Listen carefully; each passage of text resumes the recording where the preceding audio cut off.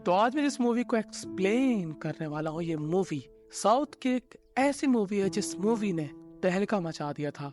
तो बिना समय गवाए डायरेक्ट करते हैं इस मूवी को स्टार्ट। तो मूवी स्टार्ट होती है जहाँ पर हमको एक गांव का पुलिस स्टेशन दिखाया जाता है और इस स्टेशन में आज एक नया एसआई आने वाला है जिसके स्वागत के लिए ये लोग बाहर खड़े हैं। ये जो आदमी उसको सल्यूट कर रहा है इसका नाम होता है कुशल और जो एसआई है उसका नाम होता है संपत। तो संपत साहब अब यहाँ पर पहुँचते हैं कि इस इलाके में किस टाइप के केस आते हैं। तब कुशल बोलता है कि ये छोटा इलाका है, यहाँ पर चोरी चकारी ज्यादा होती है, मर्डर भी हो चुका है पर चोरी चकारी के केस ज्यादा आते हैं और इसी वजह से यहाँ पर कोई ऊपरी कमाई नहीं हो पाती, तो धंधा थोड़ा मद्दा है। अब कुशल को लगता है कि वो फ्लो में कुछ ज्यादा ही बोल गया, पर ये एसआई भी करप्ट होता है। इसने जॉब के लिए 20 लाख रुपए दिए थे। खैर तभी यहाँ पर एक लड़की आती है और चिल्लाती है कि बाहर निकलो, कहाँ है वो, मैंने तुमसे कहा था कि उसको ढूंढ के लाओ। इस लड़की का नाम होता है जेनी, जो कि किसी को ढूंढ रही थी और वो इंसान था इसका बाप जिसका नाम होता है टोबी। अब वो अपने बाप को ढूंढ रही थी और उसका बाप 3 दिन से घर पे नहीं आया था। तो संपत कहता है कि तुम चिंता मत करो, मैंने आज ही ये थाना ज्वाइन किया है, मैं उसको ढूंढ के लाऊंगा। तो अब संपत पूछता है कुशल से कि टोबी कौन है। पर आप लोग सोच रहे होंगे किसी लड़की का बाप है, एक आम सा बंदा होगा, पर नहीं। टोबी भाई साहब ने इतने कांड कर रखे हैं अपनी जिंदगी में कि जो पूरा कमरा होता है, यहाँ पर जितनी भी फाइल है सब टोबी की फाइल है। समझ रहे हो मतलब आप लोग, टोबी कोई आम बंदा नहीं होता। और अब टोबी के बारे में और जानकारी जानने के लिए कुशल संपत को ले जाता है इस फादर के पास। तब ये फादर बताते हैं कि उन्होंने ही इसका नाम टोबी रखा था। दरअसल जब ये फादर यंग थे और इनको एक नए अनाथालय को संभालने की जिम्मेदारी मिली थी, तब उस अनाथालय में एक लड़का था जो कि गूंगा था और इसीलिए सब लोग उससे कहते थे चल बोल के दिखा, बोल दो ना जरा दिल में जो है छुपा, बोल रहा था बोल संगम होगा कि नहीं। ऐसे करके उसके चिढ़ाया करते थे, जिस वजह से इसकी लड़ाई हर किसी से होती थी। पर इसको फादर ने एक अच्छी बच्ची की तरह ट्रीट किया और इसका नाम दिया टोबी। और टोबी इस बात को लेकर काफी खुश हुआ कि आखिरकार उसको एक ऐसा आदमी मिला है जिसने उसकी वैल्यू समझी है, ना कि उसको चिढ़ाया है। पर टोबी भाई साहब कोई आम बच्चा नहीं था, टोबी था एकदम चटका हुआ बंदा। उसकी हर समय किसी न किसी से लड़ाई हो जाती, कभी कोई पंचायत कभी कोई पंचायत। इसलिए उसको रिमांड पर लिया गया और फिर रिमांड से जेल भेजा गया और कई सालों बाद उसको रिहा कर दिया गया। और जिस दिन वो रिहा हुआ उस दिन हमारे अनाथालय में एक आदमी आकर अपनी जमीन वापस मांग रहा था। दरअसल जिस जमीन में अनाथालय बना हुआ था वो जमीन इसी के बाप दादा की थी। कि तभी यहाँ पर प्रकट होता है टोबी और इन सभी को स्लो मोशन में मार मार के इनका कुत्ता बना देता है और इनकी पूरी तरीके से चाम होत देता है। और अब टोबी यहीं पर रहने लगता है। और टोबी ना बहुत चटका हुआ इंसान था, जैसे भी उससे कोई बहस करता चाहे वो कितना भी बड़ा आदमी हो, टोबी तुरंत उसके गाल में अपनी 5 उंगलियां छाप देता है। और जब भी उसे कोई सलाह देता कि यार बीड़ी सिगरेट मत पियो, ये मत करो वो मत करो, तब भी हमारे भोले भाले टोबी का एक ही रिप्लाई होता। और इन सब की बातें किसको सुनना पड़ती? फादर को। और यहाँ पर टोबी किसी को मारे या फिर पीकर पैसे ना दे, हर चीज का बिल पड़ता था फादर के ऊपर। और आखिरकार तंग आकर फादर ने उसको चर्च से निकाल दिया।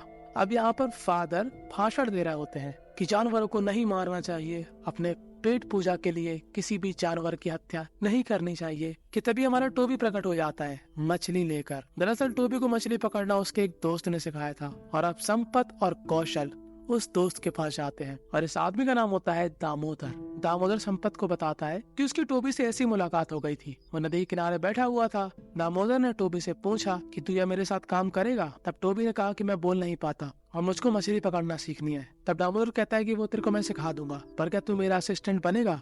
पर तभी संपत दामोदर की कहानी रोककर कहता है कि तू करता क्या है? तब दामोदर कहता है कि मैं जो काम करता हूँ उसकी वजह से मेरी फैमिली भी मेरे को छोड़कर चली गई, मेरे कोई आसपास भी नहीं भटकता और यही काम मैंने टोबी से कहा करने के लिए। दरअसल दामोदर करता है लोगों का पोस्टमार्टम। जी हाँ। और जब दामोदर ने टोबी को ये काम बताया था तब टोबी तो यहाँ पर काफी खुश था कि जैसे कि सब्जी काटने का काम है। और दामोदर भी देखकर उसको समझ गया था कि ये बंदा भाई पूरा चटका है। अब टोबी यही काम करना शुरू कर देता है। दिन में वो लोगों को काटता और रात में मछली पकड़कर उसको काटता। और एक दिन दामोदर और टोबी ऐसे ही मछली पकड़ रहे थे और दामोदर को यहाँ पर पेशाब लगती है और दामोदर चला जाता है यहाँ पर पेशाब करने के लिए। तभी उसको यहाँ पर एक बच्चे की रोने की आवाज आती है। अब दामोदर यहाँ पर सभी लोगों को इकट्ठा कर लेता है और यहाँ पर खड़े सभी लोग कंफ्यूज थे कि वो इस बच्चे का क्या करें। कि तभी यहाँ पर आता है हमारा चटका हुआ टोबी। और वो चटका हुआ कितना भी था पर वो दिल का काफी अच्छा था। वो इस बच्चे को उठा लेता है और अपने साथ ले जाता है। और हमारा टोबी इतना अच्छा होता है कि वो बिरयानी खा रहा होता है और वही बिरयानी वो इस बच्चे को खिलाने की कोशिश करता है। तो तभी यहाँ पर एक महिला आती है और उसको माँ बहन की गाली सुनाती है और कहती है कि टोबी क्या चूतिया है,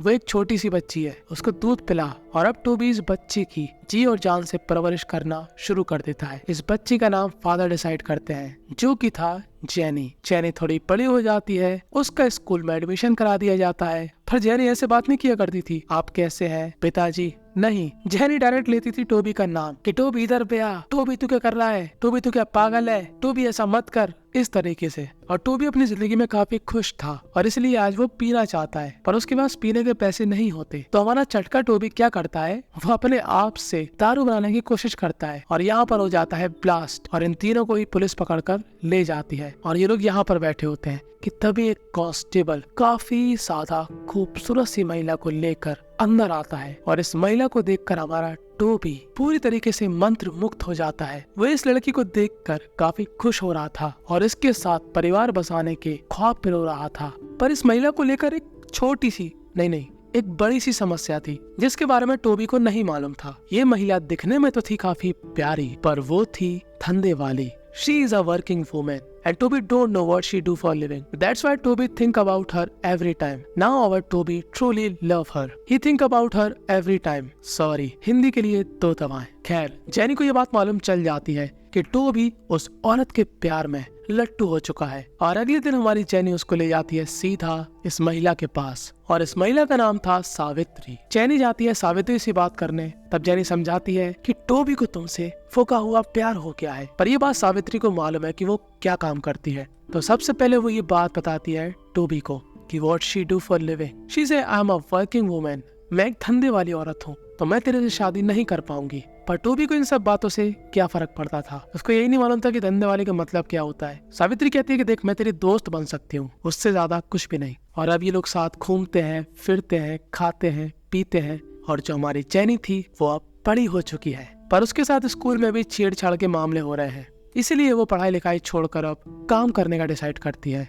और हमारा टोबी जो कि अभी तक सावित्री के पीछे पड़ा है, अब सावित्री को चिंता थी जेनी की। सावित्री कहती है सुन, सबसे पहले तू जेनी की शादी करा और ऐसे ठलुओं की तरह मत घूमा कर, तू जेनी का बाप है। अब कोई अच्छा सा काम पकड़, पैसे कमा, अपना घर बना, जेनी की शादी करा, तब मैं तेरे से शादी करूंगी। और टोबी ने काफी ढूंढा कि उसको जॉब मिल जाए जिससे वो चीजें पूरी कर सके जो कि उससे सावित्री ने करने के लिए कहा है। तो अब जाहिर सी बात है कि एक घर बनाना इतना आसान नहीं है, उसके लिए आपको काफी सालों तक पैसा इकट्ठा करना पड़ता है, तब जाकर आप घर बनवा सकते हो। पर जल्दी टोबी को एक रास्ता मिलने वाला था। दरअसल टोबी के ही गांव में एक आदमी रहता था जिसका नाम था आनंद, जिसकी थी मटन की दुकान। और इसी एरिया में रहा करता था एक और आदमी जिसको हम बुलाएंगे मुन्ना। तो मुन्ना का यहाँ पे रौला था। मुन्ना मतलब रहता था एकदम रौल में कि भाई साहब मैं हूँ तो कोई नहीं है इधर पे, बकरे मेरे से ही खरीदे जाएंगे। और आनंद ने बकरे किसी और से खरीद लिए थे। तो मुन्ना उसको दुकान पर आकर समझा कर जाता है कि सुन में लम्बे अरिजीत सिंह, बकरे मेरे से ही खरीदे जाएंगे। और अब आनंद को काफी गुस्सा आती है कि ये साला मुन्ना का कुछ करना पड़ेगा। पर मुन्ना कोई राह चलता गुंडा नहीं था, वो कई लोगों ने निपटा चुका था। तो यहाँ पर आनंद की फटके 64 हो रही होती है कि साला इसको कैसे रास्ते से हटाए।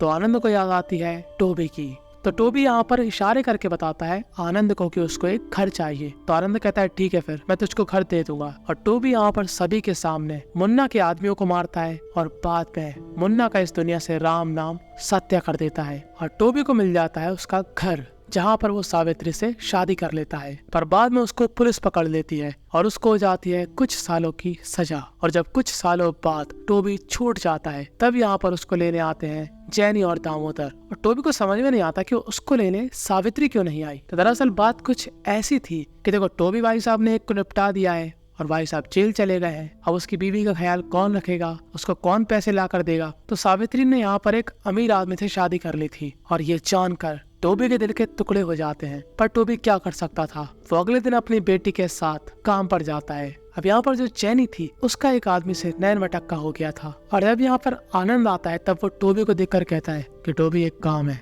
करेगा क्या। तो जेनी यहाँ पर कहती है नहीं, अब वो ऐसा कोई काम नहीं करते। पर तभी टोबी के घर में नोटिस आता है उनके घर को खाली करवाने का, और टोबी ये समस्या लेकर जाता है आनंद के पास। तो आनंद कहता है कि ये समस्या का समाधान मैं तेरा कर दूंगा, तेरा काम है मेरे लिए एक और आदमी को निपटाना। टोबी उस आदमी को निपटा देता है। आनंद एक और आदमी की डिमांड रखता है, टोबी उसको भी निपटा देता है। पर जेनी को ये काम बिल्कुल नहीं पसंद था, क्योंकि उसको मालूम था कि आनंद उसका सिर्फ इस्तेमाल कर रहा है। और जेनी को आ जाती है गुस्सा, और जेनी आती है सीधा आनंद के बंगले पर और कहती है, तेरी बहन की थूक अपनी लड़ाई खुद से लड़ने में निकल जाती है, तेरी मूत इसीलिए तू लेता है टोबी का सहारा, छोटी सी कुटिया देकर हम पर एहसान जता रहा। और वो यहाँ पर कुछ पैसे भी फेंक देती है, कहती है ले अपने पैसे, कम पड़ेंगे और दूंगी, पर टोबी का इस्तेमाल मत कर। और रात में ही टोबी को पुलिस पकड़कर ले जाती है। और उसी रात जेनी के घर पर आता है आनंद पैसे की थैली लेकर। वो कहता है कि अगर तुझको टोबी को छुड़वाना है तो मेरी बात सुनना पड़ेगी। अब वो यहाँ पर जेनी के साथ क्या करने वाला है ये तो हम सभी को मालूम। वो काफी दिनों तक जेनी के घर आया और हर दिन के वो उसको 1 रुपए दिया करता था, और जिस दिन पैसे खत्म हो जाते हैं वो टोबी को निकलवा देता है। और टोबी को मालूम चलता है कि जेनी का एक लवर है, क्योंकि यहाँ पर जेनी प्रेग्नेंट हो चुकी थी। और टोबी को काफी गुस्सा आता है और वो हंसिया लेकर इस आदमी के पीछे पड़ जाता है, और इसका नाम होता है प्रशांत। अब जेनी उसको बचाती है और कहती है, ए टोबी निकल जाए यहाँ से। दरअसल आनंद जब से गुंडा बन गया था, जब से टोबी ने मुन्ना को मारा था, उसने 1 नंबर का काम दिखाकर 2 नंबर का पैसा कमाया। और उसको मालूम चलता है कि पुलिस का इन्फॉर्मर प्रशांत है। और वो यहाँ पर टोबी से बात करता है, देख टोबी तेरा दुश्मन भी प्रशांत है, मेरा दुश्मन भी प्रशांत है, तो मैं चाहता हूँ कि तू उसको मार दे।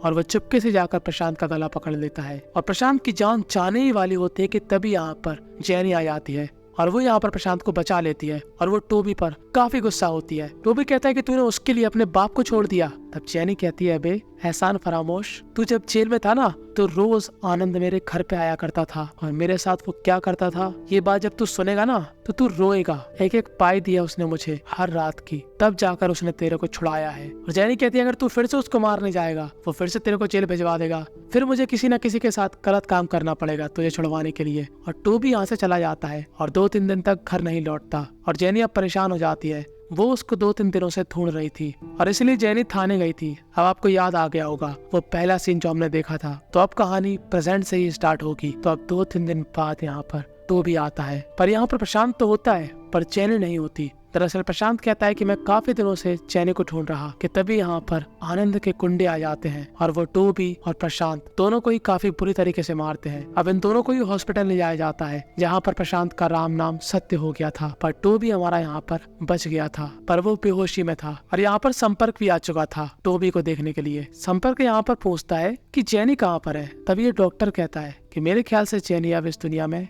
नहीं रही, क्योंकि मेरे यहाँ से जेनी एक चाकू ले गई थी और वो गई थी आनंद के पास। और जब मैंने उसका पीछा करा तब मैंने क्या देखा कि आनंद की बॉडी पर खून लगा हुआ है और आनंद के आदमी एक बोरी में किसी भारी चीज को ले जा रहे थे। और जब ये डॉक्टर ये बात बता रहा था तो ये सारी बात यहाँ पर टोबी भी सुन लेता है। और टोबी इस हॉस्पिटल से घायल अवस्था में भाग जाता है और आनंद यहाँ पर पूजा करवा रहा था। और वो पूजा हो रही थी मारी देवी की, जो कि नाक में नथुनी पहना करती थी। और वही नथुनी पहनकर टोबी यहाँ पर आता है और आनंद के गुंडे को कुत्ता बनाकर मारता है। और आखिरकार वो मारी देवी की तलवार से आनंद का गला काट देता है। और उतने में यहाँ पर संपर्क आ जाता है और मजबूरन संपर्क को टोबी के ऊपर गोली चलाना पड़ती है। और टोबी का भी यहाँ पर हो जाता है राम नाम सत्य। और बस यहीं पर ये मूवी थी एंड हो जाती है। इस मूवी से हमको यही सीखने को मिला कि अगर आप किसी दूसरे पर निर्भर होगे तो आपकी जिंदगी कभी नहीं सुधरेगी। और हमारे समाज में काफी सारे आनंद जैसे लोग हैं जो कि सिस्टम को अपने